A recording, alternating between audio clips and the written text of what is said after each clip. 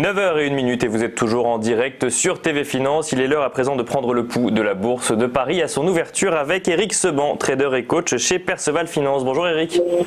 Bonjour Nicolas. Alors Eric, vous êtes au téléphone avec nous, clôture en hausse hier soir pour le CAC 40. À quoi est-ce qu'on peut s'attendre ce matin et dans la journée ?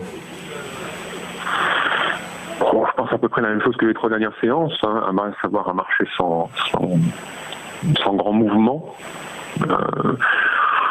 Sur le fond, il n'y a pas de changement, c'est les nouvelles qui font les mouvements, donc pas de nouvelles, pas de mouvement, globalement on peut résumer comme ça.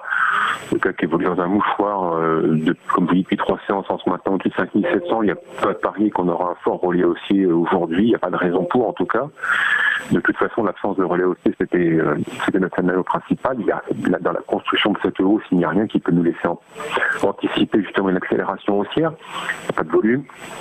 Et puis surtout, vous n'avez pas une situation de chartiste, un contexte général qui porte les gérants à se mettre à acheter, à courir après le papier, d'une part, puisque comme tout en haut, la seule chose qui provoquerait une hausse des volumes, c'est de courir après le papier. Il n'y a pas de retracement, donc c'est pareil.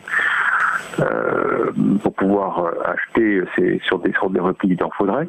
Et puis surtout, ce qu'il faudrait, c'est de la visibilité, il n'y en a pas. Donc on a des dossiers en suspens, pas de visibilité, de la méfiance, donc absence d'initiative.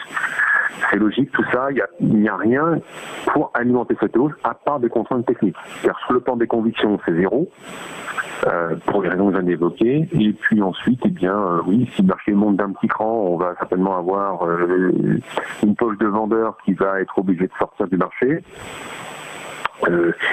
Mais à part le marché qui est livré à la spéculation, d'ailleurs qui elle-même devient de plus en plus modeste, puisque la volatilité se tasse, il ne faut pas espérer aujourd'hui, ni dans les jours qui viennent, que les gestions se mettent à acheter pour aider à monter encore d'un cran avec du volume. Ça ne se fera pas. Donc à quoi s'attendre aujourd'hui? La même chose que les derniers mouvements, peu d'amplitude, peu de vitesse, peu d'opportunités également en intraday pour pouvoir intervenir. Il n'y a pas grand-chose d'intéressant pour travailler. L'hésitation domine, donc on essaie de prendre des petits écarts. C'est pas très palpitant, c'est une phase de marché qui est assez lassante. D'ailleurs, je vois beaucoup d'opérateurs qui commencent à être gagnés par la lassitude. Je comprends, il n'y a rien d'intéressant pour travailler.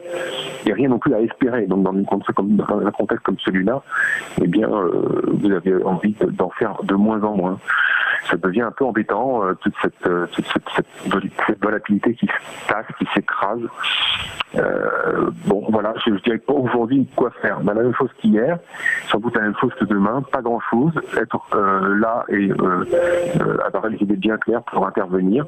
Et puis aussi des positions peut-être aussi en plus malheureusement modestes pour pouvoir passer à travers des mouvements qui peuvent s'avérer être rapides à cause de nouvelles, rapides et peut-être pour rien. Voilà, c'est vraiment un marché très compliqué à travailler. Il faut être très technique et mobile en étant peu exposé pour garder les idées claires. Donc du coup, rester observateur sur ces marchés et voir comment la tendance évolue, Eric. Merci beaucoup, Eric Seban, pour votre analyse. Eric, je rappelle que vous êtes trader et coach chez Perceval Finance.